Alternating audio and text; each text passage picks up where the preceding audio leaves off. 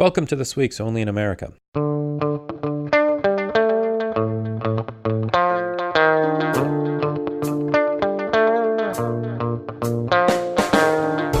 This week is a study in contrasts. On one end, President Trump's chief of staff forgets his own family's past. They're overwhelmingly rural people. In the countries they come from, 4th, 5th, 6th grade educations are kind of the norm. They're coming here for a reason, and I sympathize with the reason. But the laws are the laws. Meantime, the Republican governor of Ohio says, come on in. Come to Ohio. We want all the immigrants to come to Ohio because we know how much they contribute to America. I wouldn't be in America if it wasn't for immigration.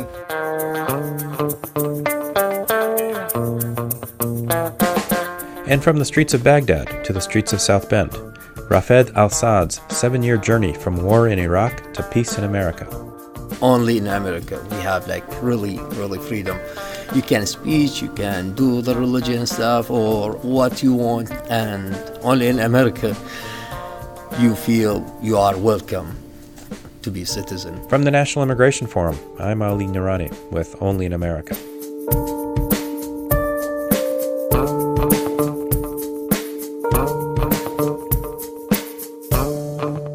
Back in 1900, 76 million people lived in the United States. Half the population was under the age of 23, and nearly half lived in households of 6 or more people. It was an immigrant population. In the 1840s, almost half of America's immigrants were from Ireland. Some 5 million German immigrants led the national expansion west, increasing the young nation's rural population.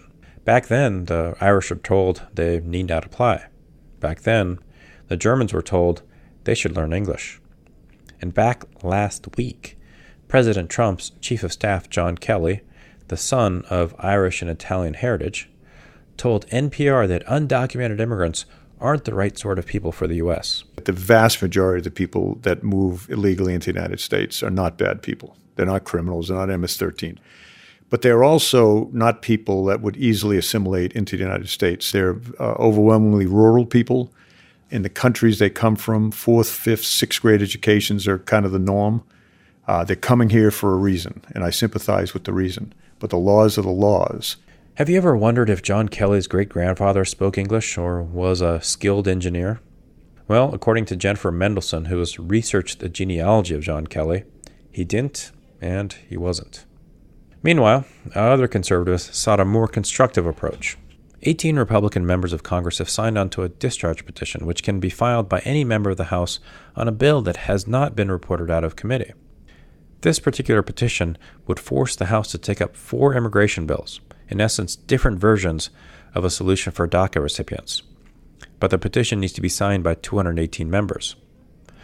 On MSNBC, Florida Republican Carlos Curbelo laid out why it is so important for Congress to do its job and debate immigration solutions. We're actually interested in answering the president's call to action in September of last year when he challenged Congress to come up with a bipartisan solution to this immigration question in our country.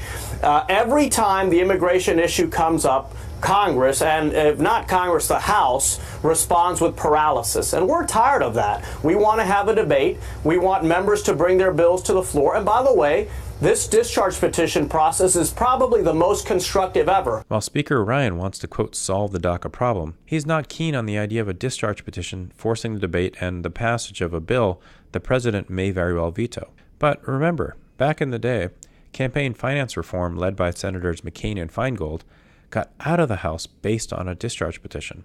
And let me take a second here to thank Senator McCain for his service to the nation and his years of leadership on immigration reform. He's truly a remarkable human being and one I will always remember for his 2008 defense of then-candidate Barack Obama. I can't trust Obama. I have read about him, and he's an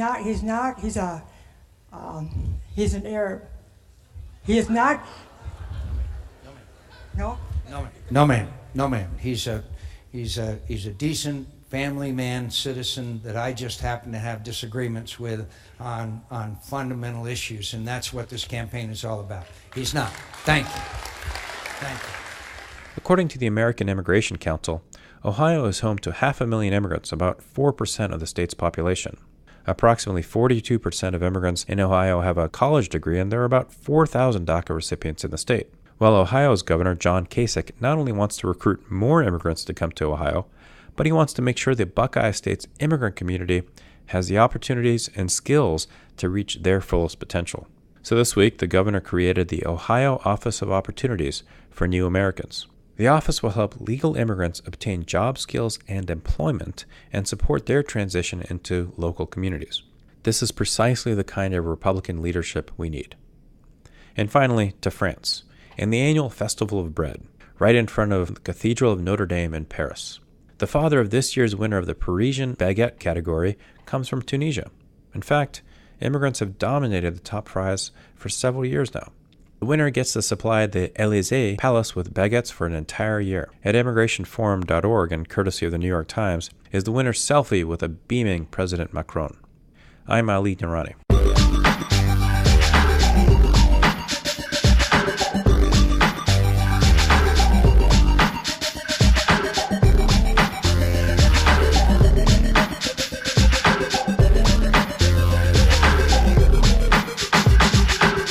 Support for the National Immigration Forum comes from the James Irvine Foundation, expanding opportunity for the people of California, and from the Carnegie Corporation of New York, established in 1911 by Andrew Carnegie to promote the advancement and diffusion of knowledge and understanding. This is Only in America. I'm Ali Nourani. Back in 2003, just after the invasion of Iraq, Rafed Alsaad decided to help the American forces in Baghdad's Green Zone. It was a brave but perilous decision for Rafed with his wife and 2 young sons, and it was 7 years before his courage was finally rewarded.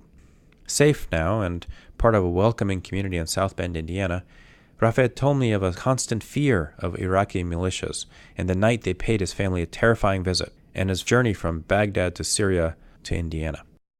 It's a hard story if you like to share. I don't like to go to this time because it's like really hard time for me, but sometimes I like to let the people what we have over there and why we choose to come into the United States. On 2003, when the war in Iraq started, after Saddam Hussein, the government, the president, he's gone, I'm work with U.S. Army in Iraq. We rebuilt the building for the soldiers and the U.S. Army to stay on this building after the war is like a lot of windows, doors is broken. When we start working with them, we have like people they don't like because they thought we help for something bad to our countries or something.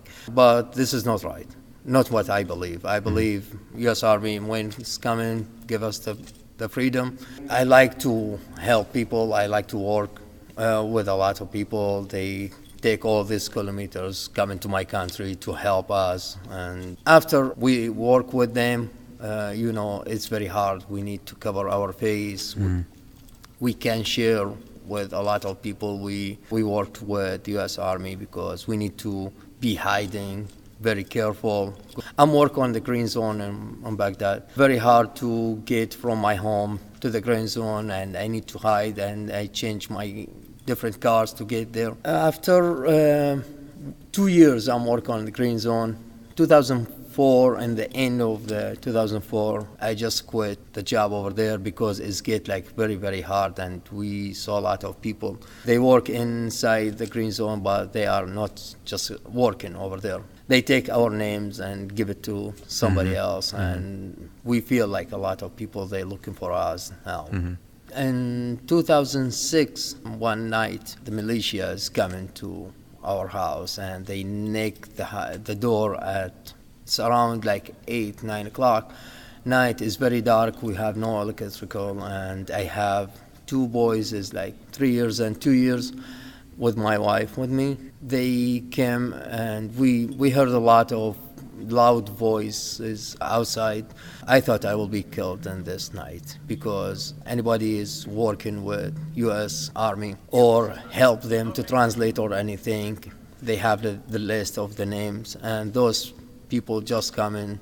They killed a lot of people. I know a lot of my friends is killed when their families around them. And this time my wife, she started to scream because she thought I will be die, and she tried to stop me. Don't open the door. After that, when I opened the door, I'm lucky in this night because they take me like the second choice to leave Iraq and all, about like 24 hours. They will come in the next day. If they find any one of my family, they will kill all my family. So they gave you 24 hours to leave? 24 hours to leave. I take like very, very quick move. I take my wife, my sons, without clothes, without anything. I just go to the Syria. This is the first country except the immigration in that time. I went to the Syria. I lived in Syria about like 6 years. After that, I heard anybody is working with the United States, he can apply about immigration or special visa. I applied and I'm wait about a year to get approved. And 2012, we get the visa to come to the United States. So it took 7 years? It's 7 years from that. But 7 years from that 24-hour yes, night? Yes. Yeah. And 2012, on January 25th, we arrived here. Well, first of all, before we transition, I thank you very much for sharing. You're welcome. And thank you for what you did in Iraq. And I just give you like very, very close because I know we have time, and it's a lot of bad thing, but I feel like most of I need to skip it because it's like bad story, and I don't think a lot of people they like to hear that because it's like really sad. So January 25th, 2012, you said, yes? Yes. On that day, it was probably, just as, it's the first term of Obama, re-election campaign is going. So where did you land? What was it like landing in the United States? When I applied in Syria, they told me you will go to the United States because I don't have any family here before. That means I don't have the choice city or which state I need to go for. They told me you will go to the Indiana, but had you ever heard of Indiana? I never heard of Indiana, especially in South Bend. Me neither. No, I'm just kidding. Really, I try to Google, ask friends. We have no idea about where we are, and when we travel, the first time I hold my wife's hand and I told her, we'll go for nowhere. I don't know any idea. I don't know it's better or not, but I believe we made the right choice. We came to the United States. We have a lot of people was waiting on us. Like last month, I think, I have like some pictures when I arrived. I looking for the picture. I said, it's a lot of people waiting on us. Like we thought we are nobody over there. We have no member. No, we believe a lot of people, they know about us, they care about us, and they wait on the airport, South Bend Airport, with the sign in Arabic. They said, Ahlan wa sahlan, that means welcome. 2 or 3 daughters, they have like toys to my kids.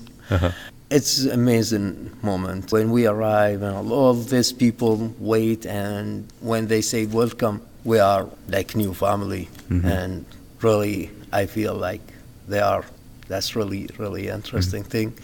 Push me to do something for this nice community. What was your first year like for you and your family? You choose very hard questions. First year. So what was the most fun thing that you did in the first year? Let's make it fun. We have a lot of fun things. The first fun things when I heard my voice, I speak English. Really? I have record. Oh God, like terrible. I can't understand what I'm talking. I say the good thing. A lot of people they know that. Yeah, we enjoy a lot of football games, basketball games. We have like a lot of new people around us. Like really, really nice. But I don't forget it. Like the first night when we came here, my wife, she's cry all night because she thought like, oh, this is like different language, different culture, everything is different. When we came from the airport to the camp, what we need to stay over there until my apartment it's ready. I believe a lot of people hiding, working very, very hard, and always I say thank you for all these people. All these people I appreciate in all my life. They work really hard. I stay 5 days on the place on Notre Dame campus. a lot of people outside working very hard to make my house, my first house in the United States, is ready for me. That means I just came, opened the door, come inside. I have furniture, I have TV, I have a lot of things. I don't believe I will have it the first month. Yeah.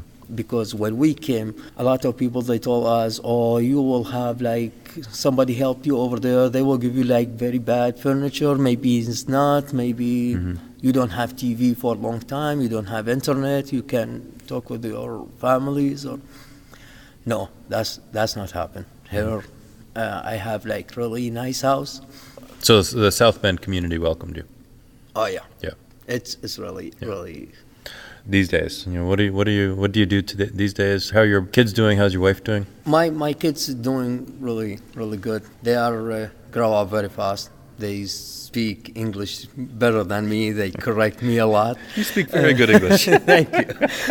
Their GPA 4.0 still when my old son Muhammad, who will be go to the college next year. Great. He's 18 years. My another son is his GPA is 3.9, I think. He's doing really great job. Both they work on the summer on the restaurant and Little Caesar Pizza.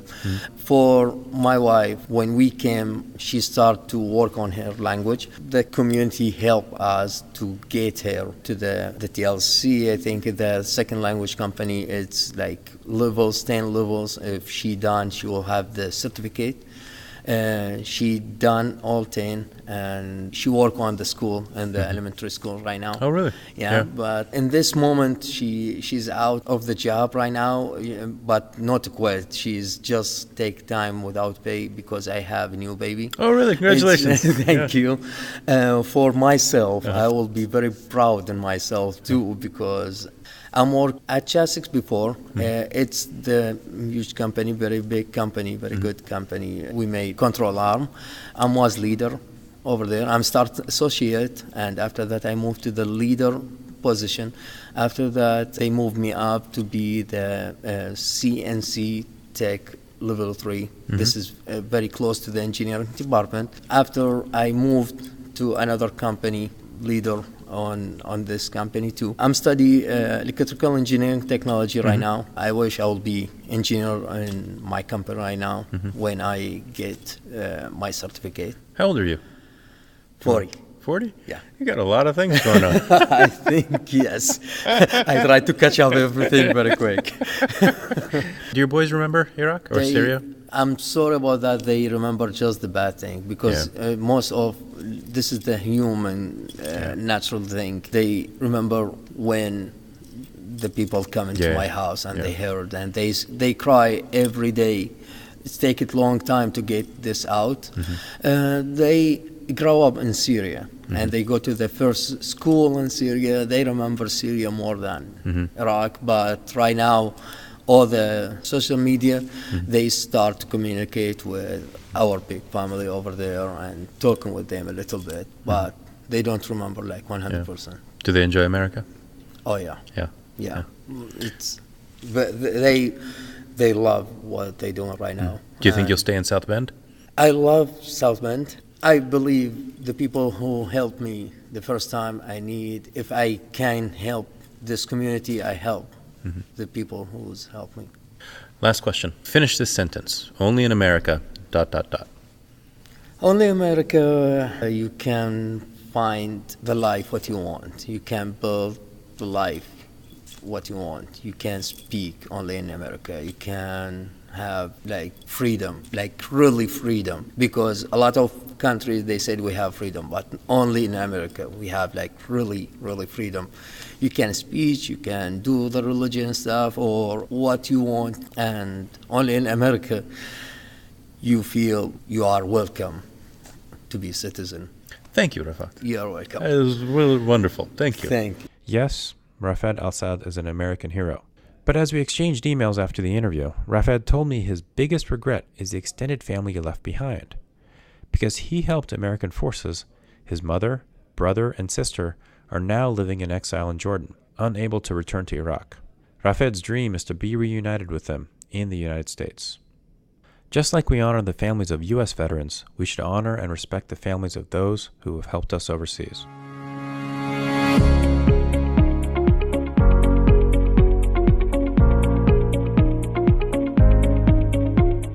And that's all for this week. There's more information about all our podcast guests and our issues at immigrationforum.org. In fact, immigrationforum.org has a brand new website. Check it out. If you've enjoyed this show, subscribe at our website to any of the big platforms, iTunes, Stitcher, Spotify, and more. And if you're on iTunes, help us out by writing a short review of Only in America.